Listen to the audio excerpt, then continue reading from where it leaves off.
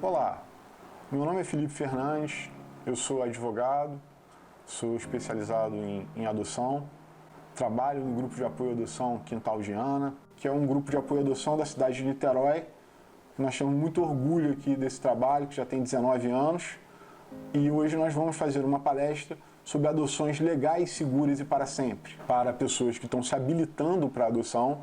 Fica aqui minha saudação a todos e é com muita alegria que a gente deixa esse material para vocês aí. E o Quintal está de braços abertos para recebê-lo. Convido a todos a assistir a palestra.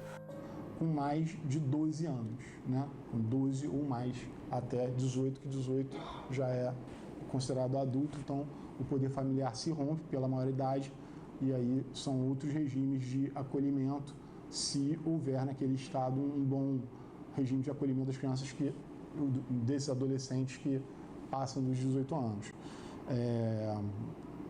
Em relação aos habilitados hoje, nós temos o que as pessoas gostam de chamar de fila, apesar de eu abominar essa designação, nós temos cerca de 45.500 pessoas habilitadas pretendentes para adoção hoje no Brasil. Então, portanto, a gente tem um gap aí de cerca de 10 mil vagas, né? de crianças que poderiam ser adotadas, pessoas que poderiam adotar essas crianças, mas o que acontece nesse meio? Não há perfil entre essas pessoas que adotam, que estão habilitadas para adoção, passaram por esse crivo do judiciário no processo de habilitação, e aí, portanto, essas crianças e adolescentes que não estão no perfil dessas pessoas habilitadas não cruzam os dados e, por conta disso, essa criança e adolescente não vai para uma família. Quais são as crianças que estão nesse grupo, normalmente? São crianças mais velhas, vocês já viram aí, 70%, isso é um número quase... Esse é um dado que é quase geral, assim, a questão da idade, né? E realmente a questão da idade não é algo para ser esquecido, não, é algo importante, significativo, né? Uma criança que passou 12 anos ou maltratado pela família até chegar ao abrigo, ou no abrigo, porque a família a maltratou e violou seus direitos muito cedo, ela obviamente vai ter suas características, ela vai testar aquele amor, ela perdeu a confiança nos adultos, naturalmente perdeu a confiança nos adultos, porque esses adultos não cuidaram dela e deixaram ela fazer 12 anos numa instituição de acolhimento, os antigos abrigos. Então, nesse sentido, é importante a gente ter um olhar de mais atenção, um olhar especial para essas crianças, porque para esses adolescentes, né, que eu resolvi chamar de criança, mas agora estou tentando chamar de adolescente, porque efetivamente são os adolescentes que a gente está tratando aqui. Então, esses adolescentes, nesse sentido, por terem vivido situações de abandono, negligência, violência, enfim, muito grande, por um período muito grande, elas tendem a ter mais dificuldade na inserção. Eventualmente tem adolescente que não quer ser adotado. Ele já não confia mais em ninguém. Aquela família já não é mais... Qualquer família que se apresente não é uma família para ele. E aí a gente não tem discriminação quanto ao tipo de família. Pode ser a família de uma pessoa só. Pode ser uma família homoafetiva ou homossexual, como preferirem. Pode ser uma irmã e um irmão, eventualmente. Então, assim, qualquer forma de família, e claro, os heterossexuais estão incluídos nisso, casais heterossexuais, qualquer tipo de família que dê carinho, que tenha aquele jazido de afeto no peito, e por conta disso tenha a possibilidade de paternar ou maternar, ou as duas coisas juntas, são as famílias adequadas para essas crianças viverem. E se a gente pensar, se o sistema de justiça tratasse disso quando a criança estava lá com 2 anos na instituição de acolhimento, e aí ela fosse destituída do poder familiar, que é o que tem que ser rompido para ela ser liberada para adoção, se isso fosse feito antes, essa criança estaria no rol de adotabilidade, vamos dizer assim. Porque as pessoas têm perfil para crianças mais novas, especialmente crianças mais novas, sem irmãos, um pouquinho mais do sexo feminino, um pouquinho mais pardos e brancos do que negros. Enfim, tem algumas questões que são percentuais de preferência um pouco mais relevantes e outras menos, mas eu queria falar mais agora dessa questão desses adolescentes, porque eles, muitas vezes, eles não estão... A questão não é apenas ser adolescente, né? Apenas ter mais de 12 anos. É também...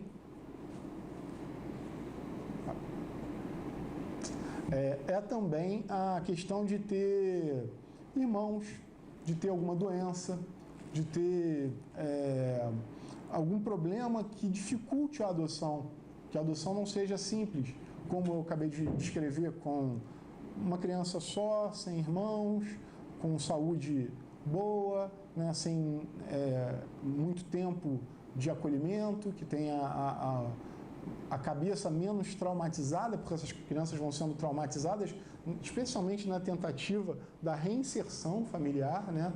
E isso é engraçado porque é o que o Estatuto da Criança e do Adolescente fala, ele ainda é biologista. Apesar da gente ter quase todo ano alterações legislativas na 8.069, que é o ECA, e eu falei bastante disso com vocês e vou falar com o próximo grupo, da 12.010, que é a nova lei de adoção de agosto de 2009, e também da 13.509, que são duas leis que fizeram alterações no ECA e no microsistema jurídico da criança e do adolescente, especialmente na área de adoção. Essas leis, elas são importantes, mas assim, a gente vai... O tempo vai passando, essas leis vão sendo alteradas, mas o que falta efetivamente é uma alteração na prática, porque a gente vai diminuindo, como aconteceu na 12.010, né, o tempo que a criança pode ficar acolhida. Cara, de 2 anos lá. Antes não tinha prazo, agora tem prazo, 2 anos. Aí depois, em 2017, que é a 13.509, fala que o prazo agora é de 1 ano e meio. A gente pode ir colocando prazos menores, o que é desejável. Entretanto, a prática também tem que vir junto com o que o legislador, muitas vezes provocados pela sociedade civil ou até por instituições como o Ministério Público ou a própria magistratura, fazem pressão nos legisladores e mandam projetos para que esses acolhimentos sejam no menor tempo possível, no menor dano possível para a criança. Porque a gente olha lá no artigo 227 da Constituição e no único momento que a gente tem a expressão absoluta prioridade é na hora que a gente fala de criança, adolescente e jovem. O 227 da Constituição é bem claro. Vocês veem que eu faço eu ressalto algumas coisas ali, algumas palavras, mas especialmente ali a questão da absoluta prioridade à convivência familiar. Porque nada é melhor para uma criança do que a convivência familiar. Nada, por mais que a gente tenha bons abrigos, instituições de acolhimento, famílias acolhedoras, apadrinhamentos bem-sucedidos, isso tudo é muito bom, é muito melhor do que a criança ficar na instituição de acolhimento. Mas ela lá não tem um olhar ímpar que ela deveria ter. Aquela festa que a gente faz quando a criança dá os seus primeiros passos, eu estou vivendo isso, especialmente estou emocionado com essas coisas que estão acontecendo comigo, porque está no momento que eu estou vivendo isso. Minha filha, que é biológica, mas que eu adoto todos os dias, portanto, ela é minha filha e eu sou pai dela, porque a minha renovação da adoção dela é diária, do cuidado, do carinho, do afeto, do amor que eu tenho por ela. Então, eu estou vivendo esses primeiros engatinhares, esses primeiros passinhos, o primeiro dentinho, que fui eu que descobri, não foi minha mulher.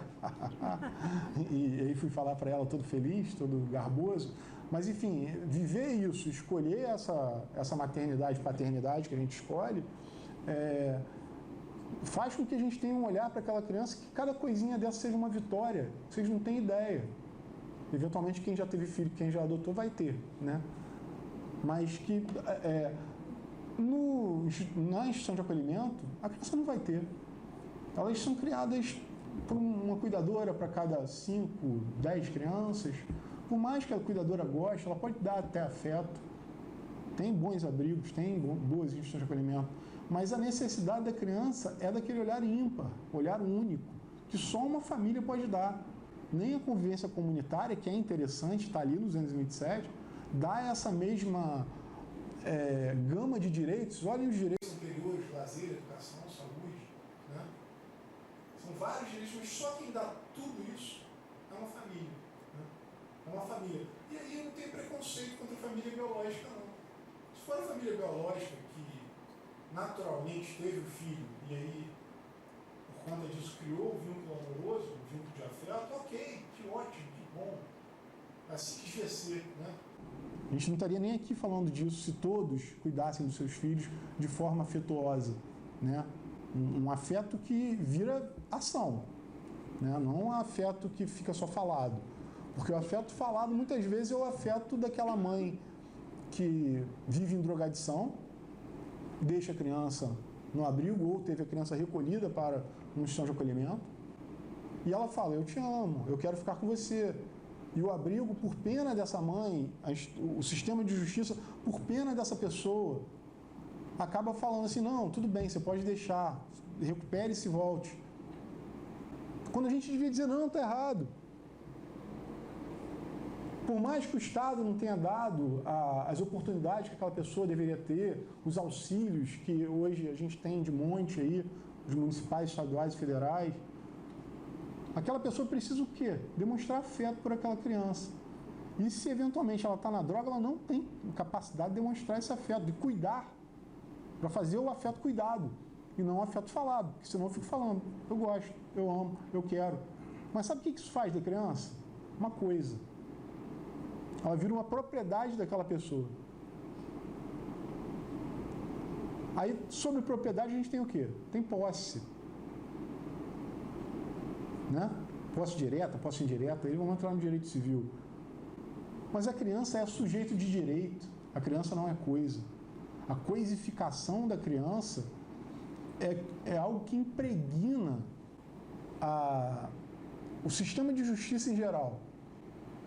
Eu, enquanto advogado que trabalho com adoções e me vejo de frente a vários juízes, a promotores, defensores, e cada um com sua forma de pensar, agir e ter o seu ideal, eu enfrento cada situação desconfortável e absurda ao mesmo tempo. Um juiz, por exemplo, que dá uma busca e apreensão de uma criança que aos 8 meses foi entregue pela mãe a um casal que ela quis entregar, ficou 2 anos com a família. A família entrou com a família adotiva, a família entrou com a ação de adoção e um juiz resolve e fala isso, que 2 anos não são tempo suficiente para criar vínculo. Portanto, eu faço uma busca e apreensão, porque a mãe desistiu, eu faço a busca e apreensão dessa criança. E o MP concorda, o promotor de justiça, e a defensoria defende essa mãe. Até aí, a defensoria é a única certa, para mim. Porque a defensoria está defendendo a pessoa que não tem dinheiro para pagar advogado. Ela faz o papel dela. Entretanto, há de se ter coragem de não coisificar a criança. A gente não biologizar as situações. Tem aguinha aí? Oba! Obrigado, Aline, muito obrigado. Bota para mim. Então, a gente tem que ter cuidado para a gente não deixar o paradigma do amor biológico nos contaminar. Essa questão é uma questão muito séria, porque a gente tende, até nós que assim, pessoas que querem adotar, eu também estou habilitado para adoção,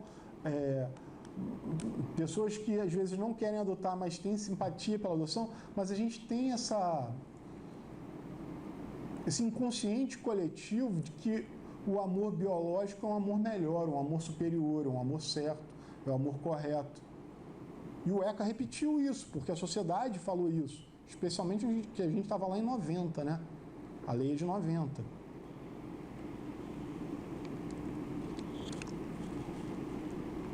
Mas o tempo passou, né, gente? O tempo passou e a gente percebeu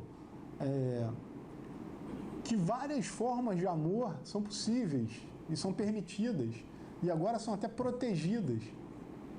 Não só as formas de amor relativas à questão da filiação, mas a questão da homoafetividade, que hoje as pessoas podem se casar e a gente não tem nada com isso. Isso é problema delas, né?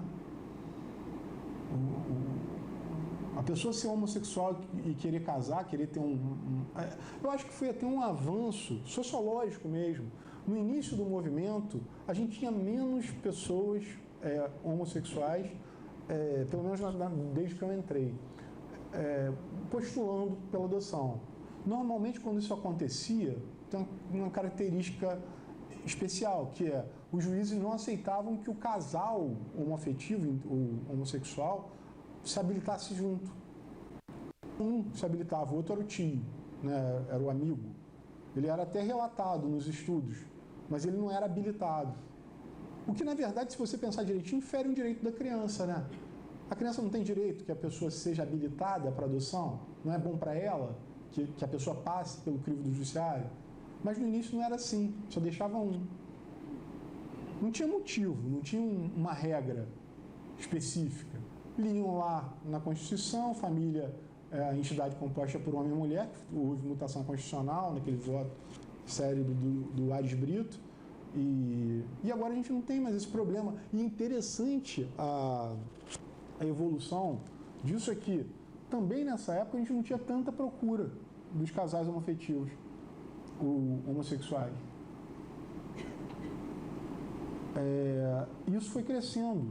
E eu acho que sociologicamente houve um amadurecimento do movimento homossexual, que é de compor família. As pessoas tinham mais... Acho que a ideia, pelo menos nesse tempo, que eu acho que eu estou divagando um pouco sobre uma seara que não é minha, mas é uma percepção que eu quero deixar para vocês assim. As pessoas começaram a querer ser casais, compor famílias, ter filhos, mesmo na impossibilidade biológica de tê-los. Nesse caso, da impossibilidade real biológica, né? As pessoas não podem ter filhos sendo pessoas do mesmo sexo, não tem jeito, né? Assim como nós, heterossexuais, que eventualmente temos algum problema de reprodução, né? A gente não pode ter biologicamente. E voltando ao pensamento em relação aos casais homoafetivos, entendo que essa evolução trouxe um novo viés para a adoção muito interessante, que é eles vieram, ou elas vieram, dependendo da orientação sexual do casal, com perfis mais alargados do que das pessoas heterossexuais no início. Porque eles já passavam passam por um processo de preconceito, tem que vencer um preconceito que é muito mais significativo do que um casal hétero. Nós, como casais héteros, a gente não passa por preconceito por conta disso. Então, nós, enquanto casais héteros, lá no começo, quando eu comecei a trabalhar com isso, eu era estagiário ainda, a gente tinha, por exemplo, a adoção que se chama tardia, era da criança que tinha mais de 2 anos. Hoje a adoção tardia é para mais de 7, 8 anos. Mudou muito. Então, esses casais que vieram desse movimento de orientação sexual homossexual,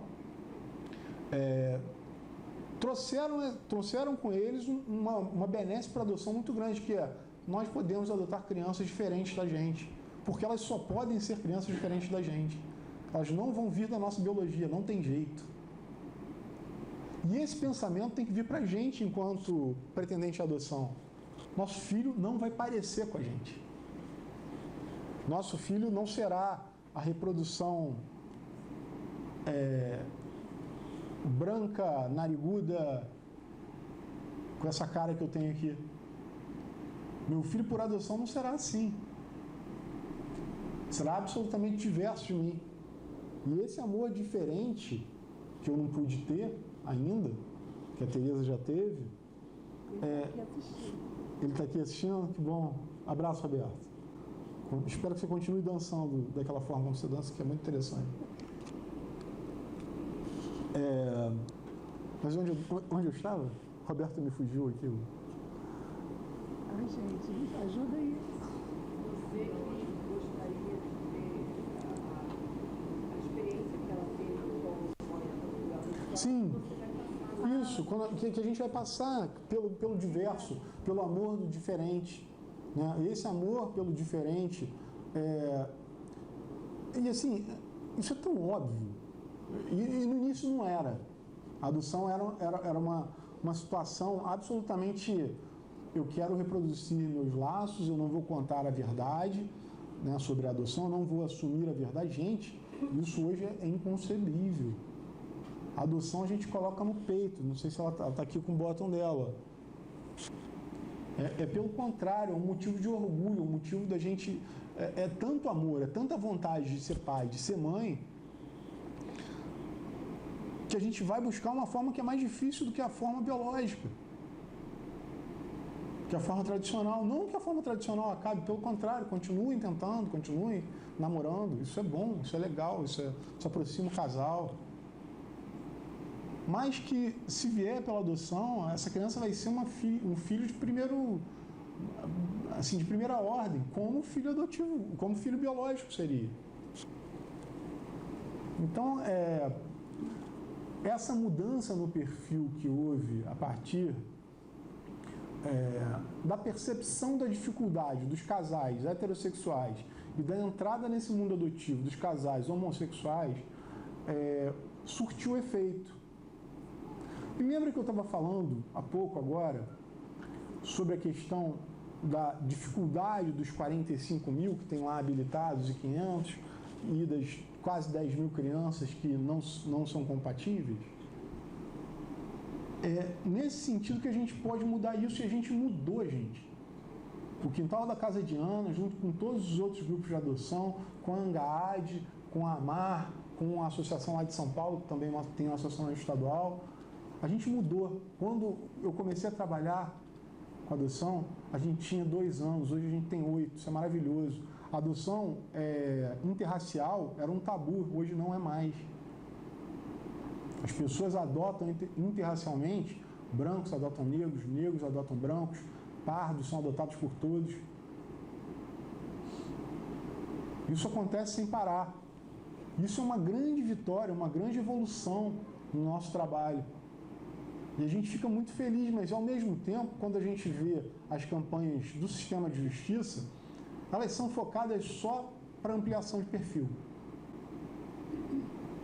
Então, quer dizer, eu vou ter que falar para as pessoas que estão se habilitando ou já se habilitaram, os pretendentes à adoção, que elas têm que mudar o perfil porque elas são preconceituosas.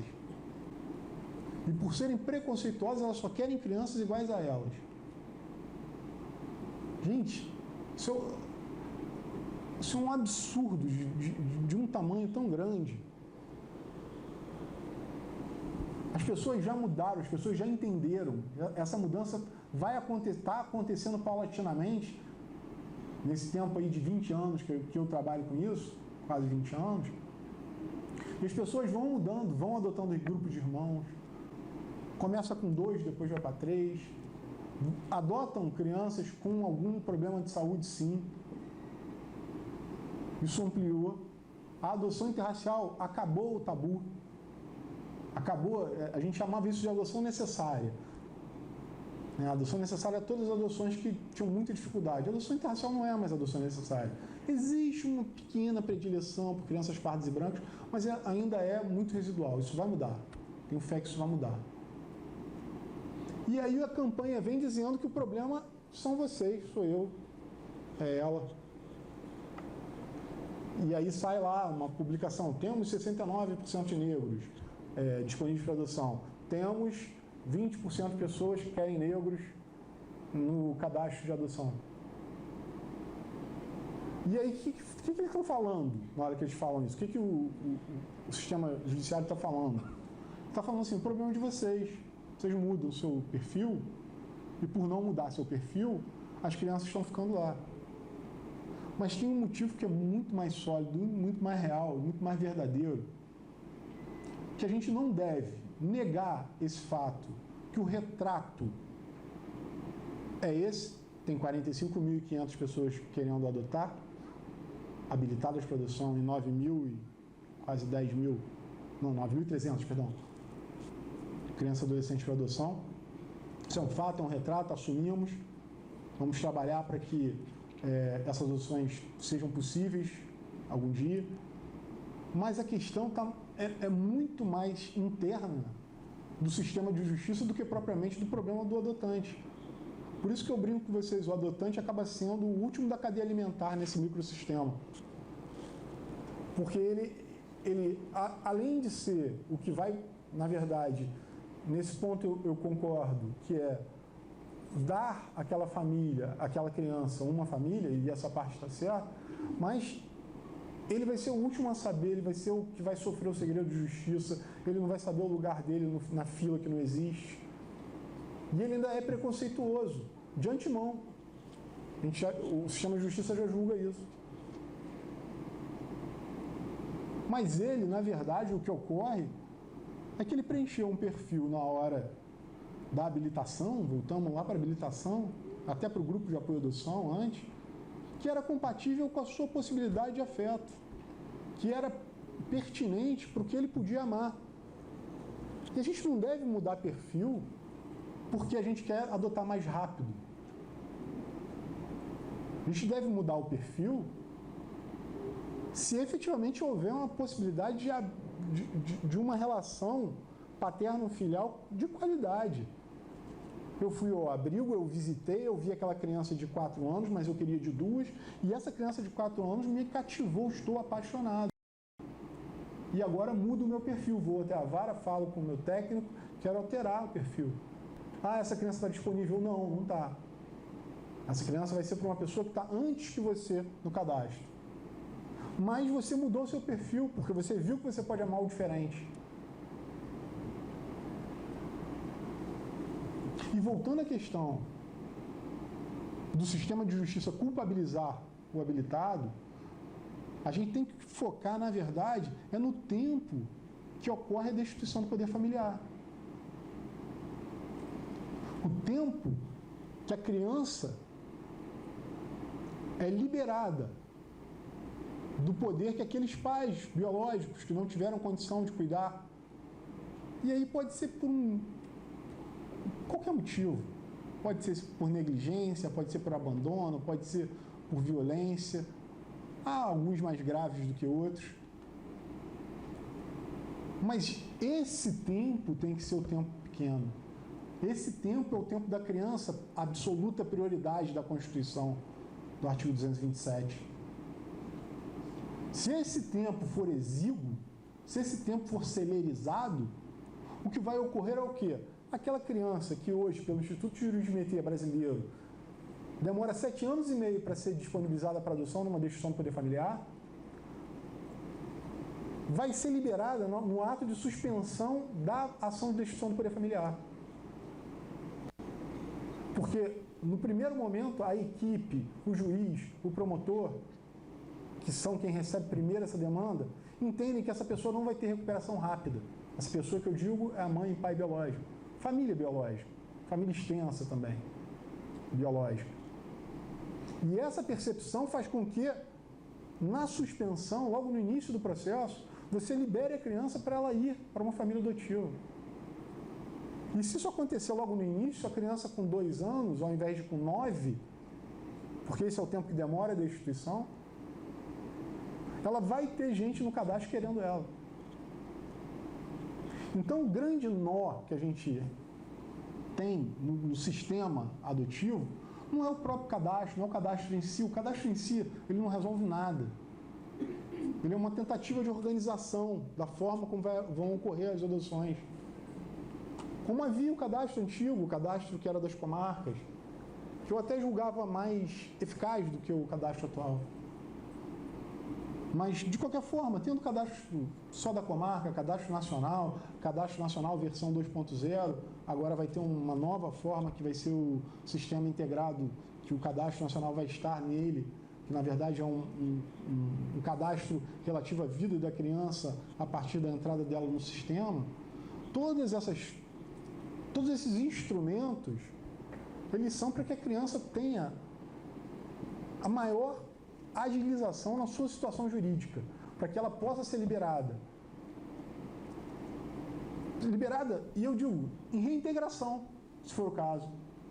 Olha, suspendemos aqui porque o pai bateu no filho, bateu imoderadamente, achamos que foi errado, ele participou lá dos grupos relativos à preparação de alguém para ser pai, não sei como é que é, mas naquela comarca tem um grupo ativo, participou das reuniões com a promotora, com o promotor, enfim. E agora ele pode recuperar essa criança, pode ficar com ela, ele entendeu que a responsabilidade parental dele não pode exacerbar uma violência tão grande, e aí que ele volte para a família de origem, rápido. Nos prazos novos que a 13.509 trouxe, prazos de audiências concentradas de 3 em 3 meses, reavaliação da situação da criança de 3 em 3 meses, muito difícil para as comarcas cumprirem pela falta de pessoal. Que o tempo que foi reduzido, que não era nenhum, virou 2, agora é de 1 ano e meio, de tempo máximo de acolhimento, seja cumprido. E quanto mais rápido isso for cumprido, seja a volta para a família de origem, e aqui nós estamos tratando de adoção, seja a colocação corajosa dos promotores e juízes, aí eu falo especificamente deles, porque eles têm essa responsabilidade de propor a ação de destituição do poder familiar e o juiz, por sua vez, dar a decisão do poder familiar, de destituição, claro. Deferir aquela destituição do poder familiar. E assim, com essa destituição, o que ocorre é a possibilidade dessa criança ser incluída numa família que tenha vontade de amá-la, que queira acarinhar, e que tenha uma vontade própria, que não é vergonha nenhuma, que eu brinco com vocês, eu falo assim, tem que ser uma vontade quase egoísta. Egoísta por quê? Porque eu quero ser pai, porque eu quero ser mãe. E a partir dessa vontade de paternar, de maternar, de ter uma relação parental, eu escolho a adoção. Escolho essa criança, e essa criança me escolhe. E nós podemos ser felizes. Ela com a atenção que ela merece, constitucionalmente prevista, e eu enquanto habilitado, que tenho menos direitos, apenas os do cidadão comum, mas que quero ser pai, quero ser mãe.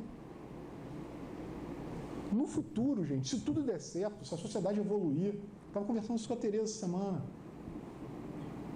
a gente não vai ter essa quantidade de pessoas que vivem abaixo da linha da pobreza e acabam não tendo condições de desenvolvimento humano e não entendem o que é afeto, carinho, amor. Elas precisam só comer. E talvez, num futuro mais longe, eu acho mais perto do que a gente imagina, mas eu sou um otimista,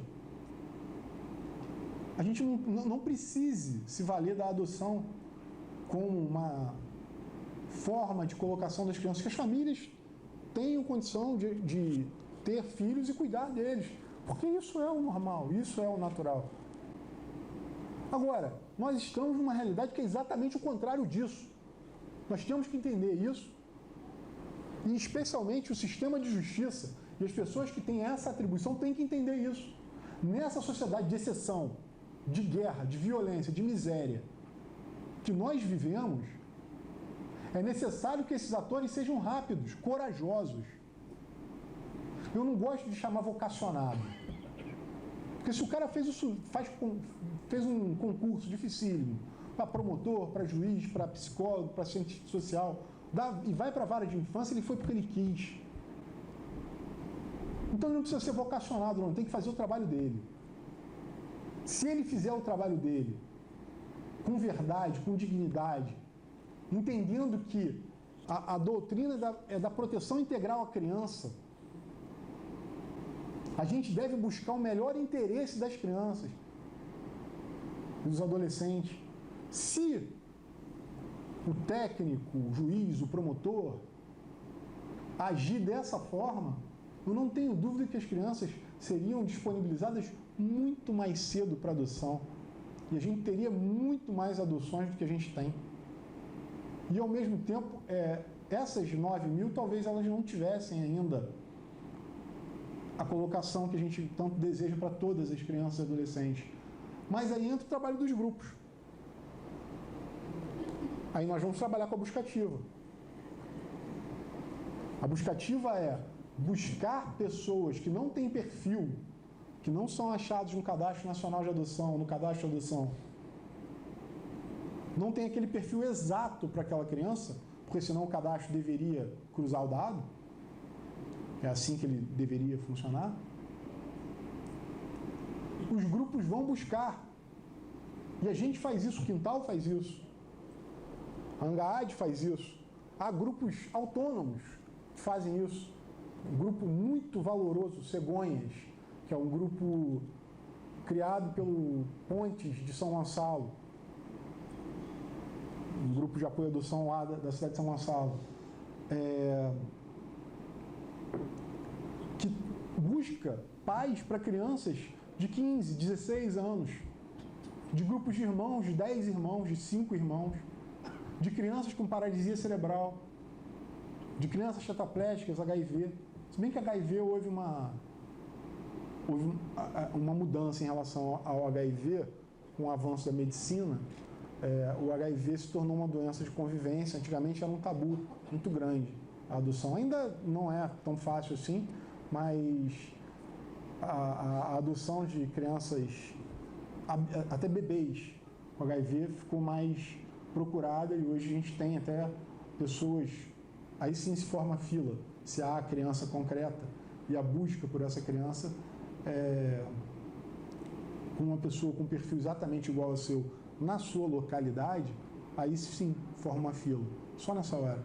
No resto do tempo todo no cadastro, a gente está num banco de dados. Eu gosto de falar sempre da questão da fila do banco, que ela é bem instrutiva em relação a isso. Como é que funciona o Cadastro Nacional? Você faz o seu perfil, a partir do perfil que é feito, cruza seus dados com as crianças e adolescentes que estão disponibilizados para adoção, e aí, se algum tiver o seu perfil, se busca pela criança, não pelo casal ou pela pessoa, é a ordem inversa. Então, a criança foi disponibilizada para adoção. Os técnicos procuram, tendo um match, estou inventando, tá? Tem um match, e aí você conhece a criança para ver se há o crush. E se houver o crush, você vai poder adotá-la. Agora, essa é a forma que o cadastro foi pensado. Há muitas crianças, adolescentes, normalmente, que não vão ter match nem crush. E aí a gente vai ter que ir para a buscativa. E aí a gente volta para o cadastro. O cadastro ele funciona com duas prioridades, com dois critérios de busca: localidade e data da sentença de habilitação. Então, vocês que estão agora começando a habilitação, vocês que estão começando o grupo, daqui a pouco todos terão o certificado de que completaram o grupo e vão poder ir nas suas comarcas para dar entrada nos documentos necessários para começar a habilitação. Então, a partir daí, quando sair a sentença, como é que acontece a habilitação? Estudo psicossocial, entrevista, visita domiciliar, o Ministério Público fala, vai para o juiz e é dada a habilitação, sentença de habilitação. Essa sentença de habilitação, nessa data, é a data que vale para você. Se você foi habilitado hoje, você está na frente de quem vai ser habilitado amanhã e atrás de quem foi habilitado ontem. E aí que eu vou para a metáfora bancária, que é bem fácil e acho que todo mundo entende com mais facilidade do que essa explicação técnica que eu dei. Que é simples. A gente entra no banco e pega uma senha para ir no caixa, por exemplo. Pegou a senha, seu número é 21. Se chamarem o número 22 antes que você levanta e reclama. Olha, o 22 foi chamado antes que eu. Eu sou o 21, deveria ter chamado antes. Mas o 22 tem do lado dele um 22A, porque é uma pessoa idosa, é uma grávida, enfim, é alguém que merece uma pessoa com necessidade especial,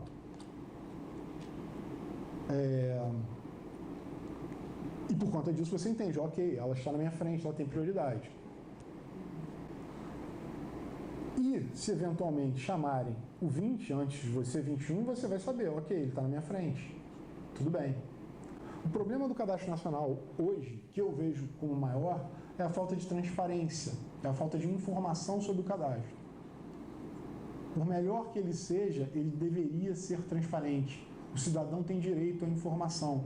O segredo de justiça não afeta esses adultos que querem saber em que lugar eles estão no Cadastro Nacional de Adoção. E esse Cadastro Nacional de Adoção, o que adianta eu falar que você é o número 40 mil, ou é o número 38 mil, ou você é o número 2, se você não sabe qual o perfil da pessoa que está na sua frente?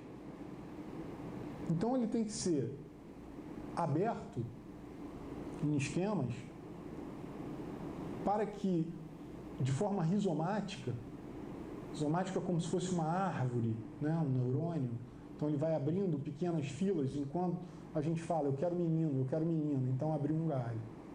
Eu quero negro, eu quero branco, e abriu outro. E eu quero grupo de irmãos, eu quero um só, e abriu outro, e assim eles vão se separando. E aí vai chegar num lugar onde só você tem aquele perfil, ou só você e mais 15 pessoas na sua comarca. Você tem um primeiro critério que é o da localidade, portanto, quem está concorrendo contigo é quem é da sua comarca, e aí você vai olhar lá a data de sentença da sua habilitação. Se o perfil for igual, o mais antigo é chamado. A ordem para ser cumprida é essa. E só é chamado, e aí só que existe, e aí que existe fila. Só aí que existe fila, porque antes você está num banco de dados absolutamente abrangente. Porque você pode ser o 45.552, mas você quer 10 irmãos. Você é o número 1. Porque 10 irmãos, o cara tem que ser rico, né, para começar, porque vai ter que dar conta, ou o casal, mas que tenha consciência que, eventualmente, também há limitações na hora da gente fazer a habilitação. Para quem está começando, acho que é interessante também pensar nisso. É uma forma de planejamento familiar que nós temos. Na adoção a gente tem mais possibilidade de fazer isso do que na filiação biológica.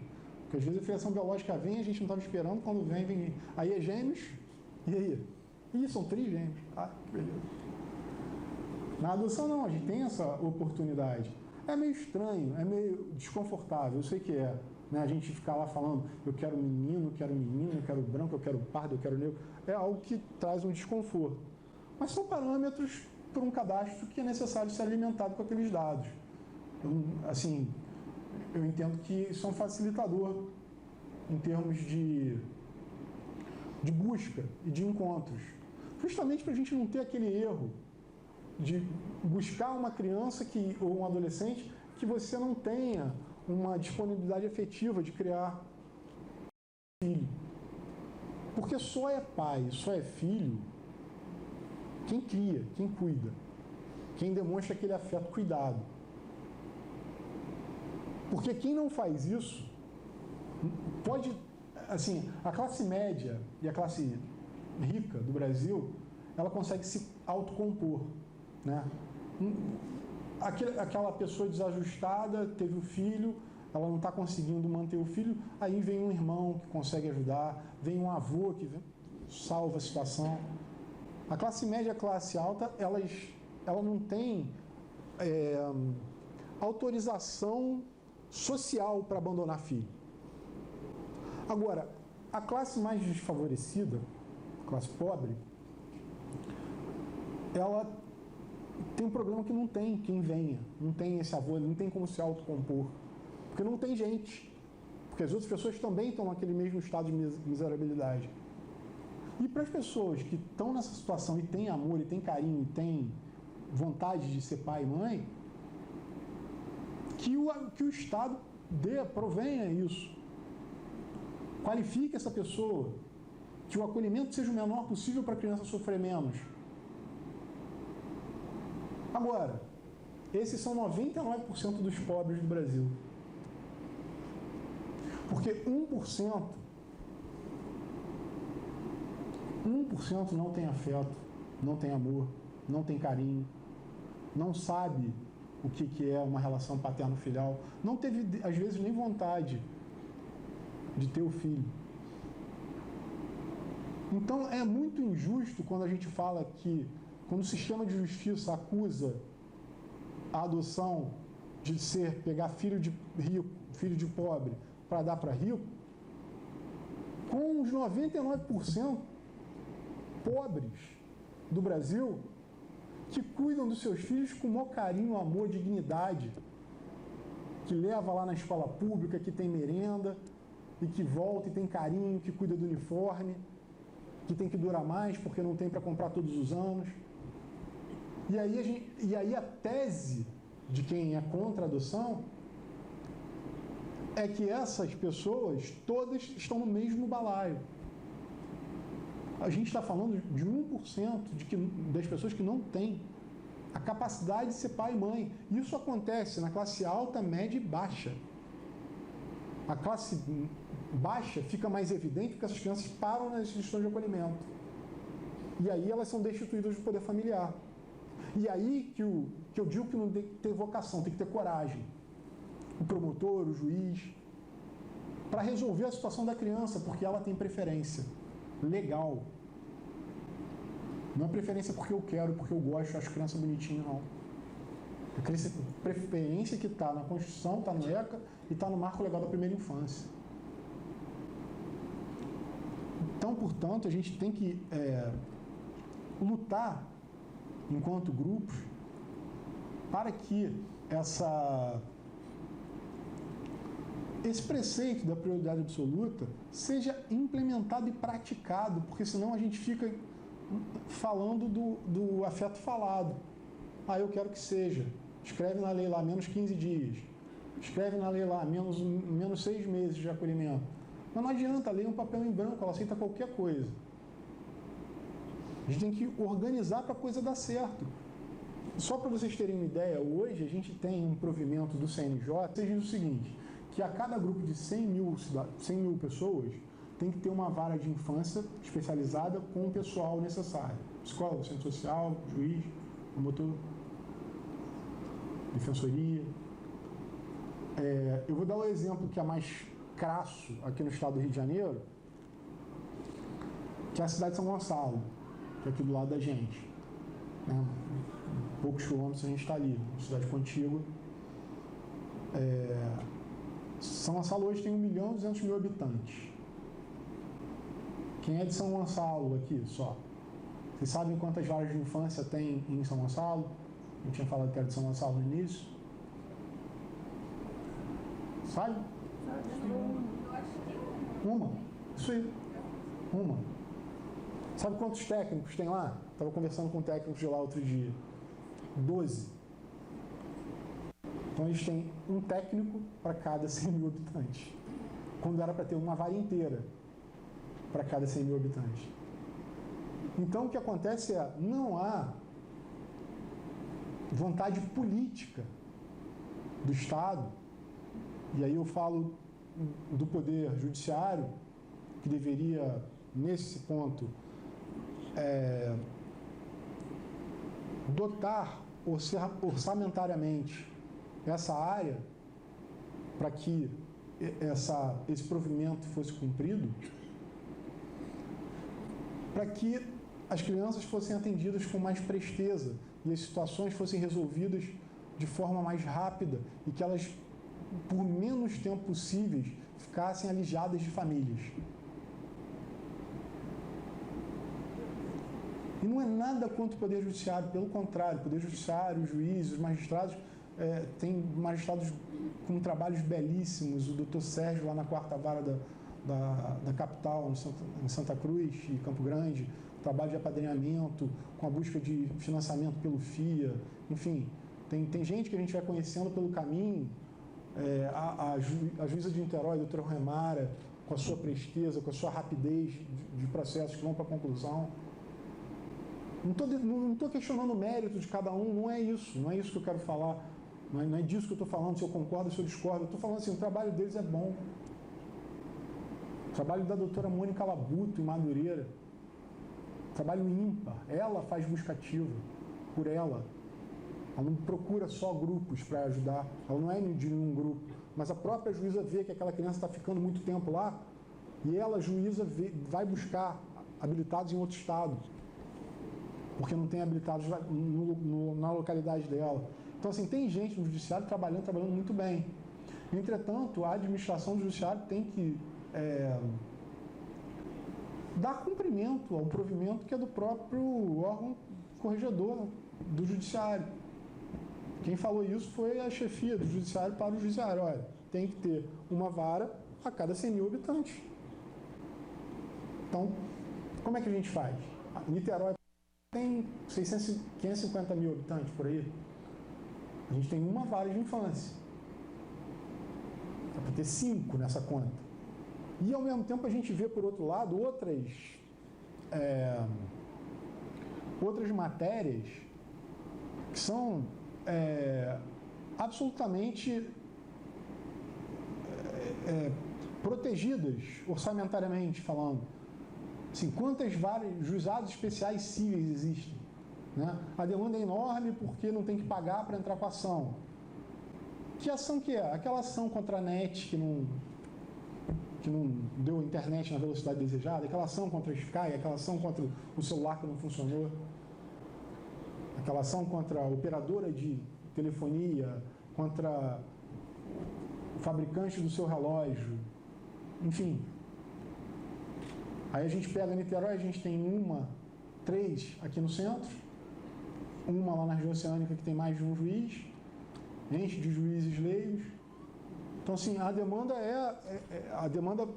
é maior, porque sempre vai ser, da busca judiciária, por isso o trabalho de desjudicialização do que é possível, das mediações, de arbitragem, mas existe de fato uma diferença entre a dotação dos órgãos de infância em relação à dotação de outros órgãos que têm menos importância constitucional.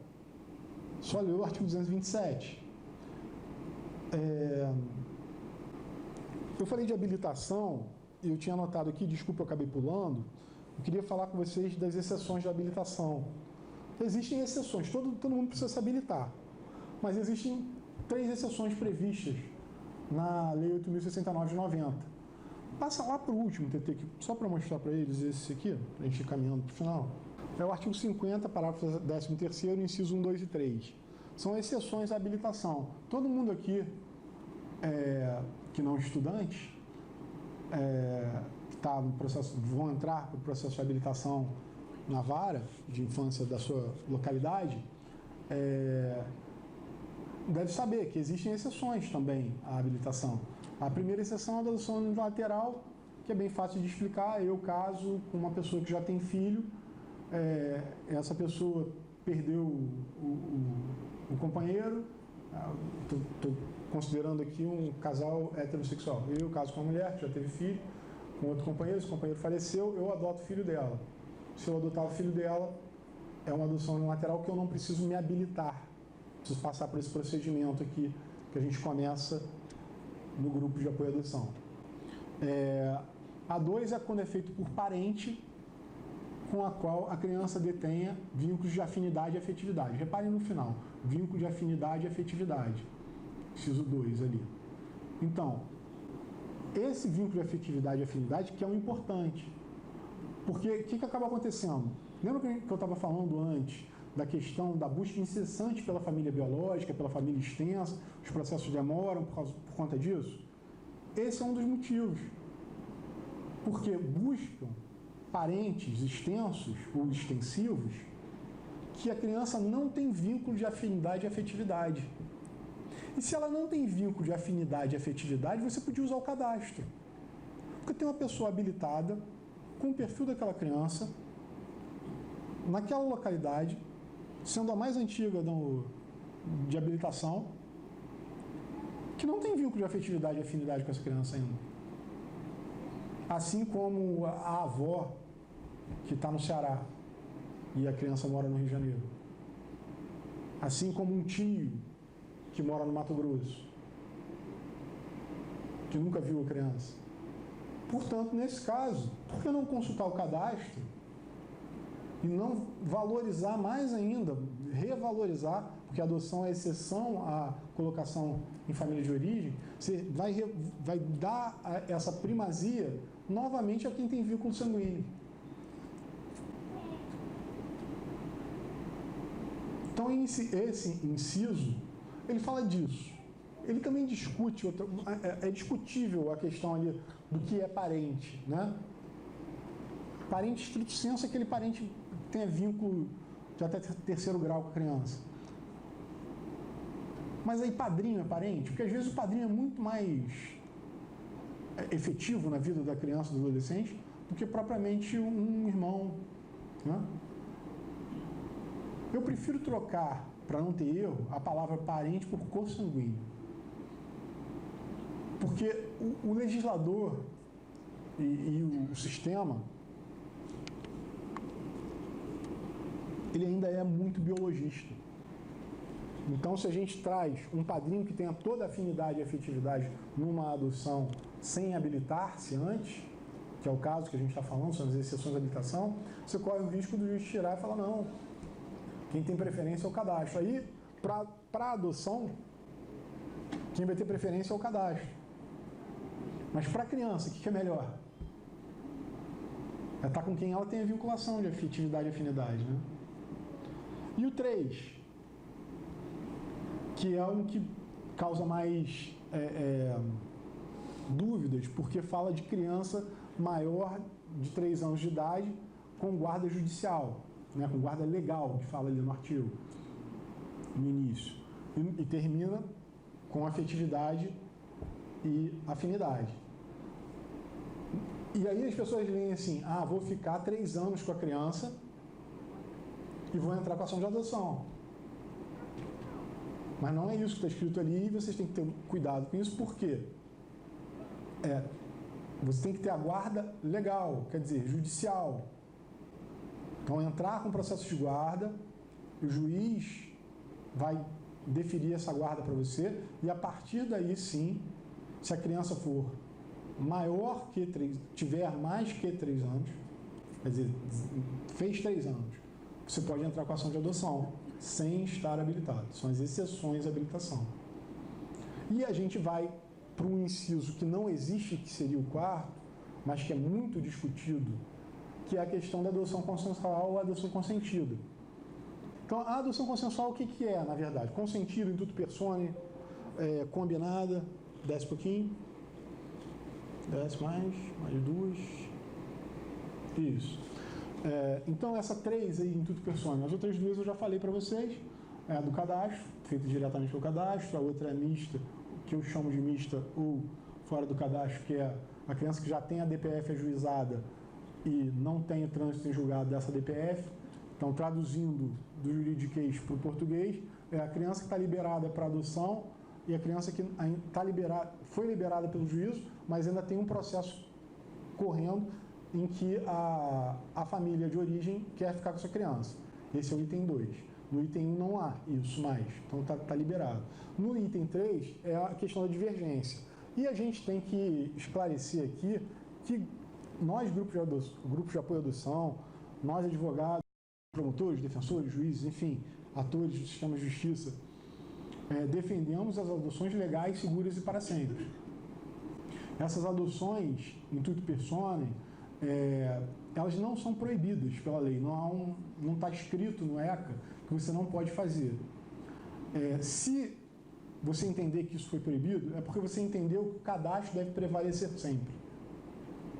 E, eventualmente, nós temos doutrinadores e juízes que acham isso, que só o cadastro deve prevalecer.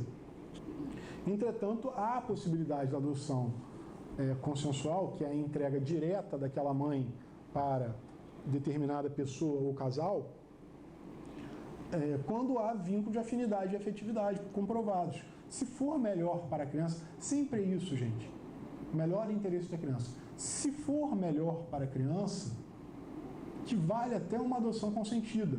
A gente, enquanto grupo, recomenda? É claro que não. É claro que não. Se habilitem. Busquem a habilitação. A partir da habilitação, vão chamar vocês no perfil de vocês. Pode demorar um tempo maior do que o tempo da adoção consensual, mas a adoção consensual, eu tenho uma opinião minha sobre a adoção consensual, que ela deveria existir de forma a contemplar pessoas que já estão habilitadas, portanto, elas não interfeririam tanto na questão do andamento do cadastro, mas eu acho também que tem uma regra que é a do cadastro, e se a gente fizer dar exceção à regra, e é muito perigoso que isso aconteça, só se façam consensuais, se liberar, se todos acharem que dá para fazer, que aí não tem mais sentido ter cadastro, porque aí todo mundo vai procurar alguma pessoa grávida, a pessoa vai entregar e você vai ficar com a criança e ninguém mais vai... Não tem sentido você ficar esperando ser avaliado pelo serviço social e psicólogo do fórum, do tribunal, enfim. Então, assim, ela existe, ela acontece, entretanto, a gente tem que ter essa ideia de que ela não é recomendável, é muito risco. A questão aí está no risco. É muito risco de perder a criança. Perder a criança, eventualmente, para a mãe que se arrepende. Perder a criança para, se o juiz for muito radical pelo cadastro, mesmo tendo vínculo de afetividade e afinidade, e eu sei que a gente tem vínculo de afinidade e afinidade desde o primeiro dia, enquanto adulto, mas esse vínculo de afetividade e afinidade não é para o adulto, é para a criança. Então, ela também pode se adaptar a outra pessoa, outro casal. Então, a gente não recomenda que isso seja feito. Eventualmente, isso acontece. Eventualmente, isso dá certo. Mas a recomendação, pelo nível de risco que todos passam por conta dessa situação, é que não façam. É que busquem as maneiras já previstas e que já estão sendo feitas pelos tribunais, pelos juízes de primeira instância nas varas de infância e juventude. Mas eu não boto uma pá de cal nesse assunto, porque eu sou favorável que essa situação seja regulada. Hoje ela está na sombra. Eu não considero que ela seja uma burla nem uma brecha, porque ela não está proibida, portanto, se não está proibida para a pessoa comum, ela é permitida. A gente só é obrigado a fazer coisas, fazer determinadas ações em atendimento à lei se a gente é funcionário público no exercício da função. Quando a gente é cidadão, a gente pode fazer tudo que a lei não proíbe. A lei não proíbe essa possibilidade, mas ela traz muitos riscos. Alguns dizem que ela não existe. Não existir muito, eu acho que assim, é sonegar a informação de vocês. Vocês têm que saber que isso existe, acontece. Agora, o nível de risco é muito grande, por isso eu não recomendo. Acho que quando legislarem sobre isso, falando que não pode, ou falando que pode na seguinte maneira, eu acho que vai ser o ideal. A gente não tenha mais, não fique na mão da interpretação de um juiz ou de um promotor, ou eventualmente do tribunal, se for para a segunda instância. Enfim, acho que hoje o recado que eu queria dar é esse. Agradeço a atenção de todos, muito obrigado. Se quer fazer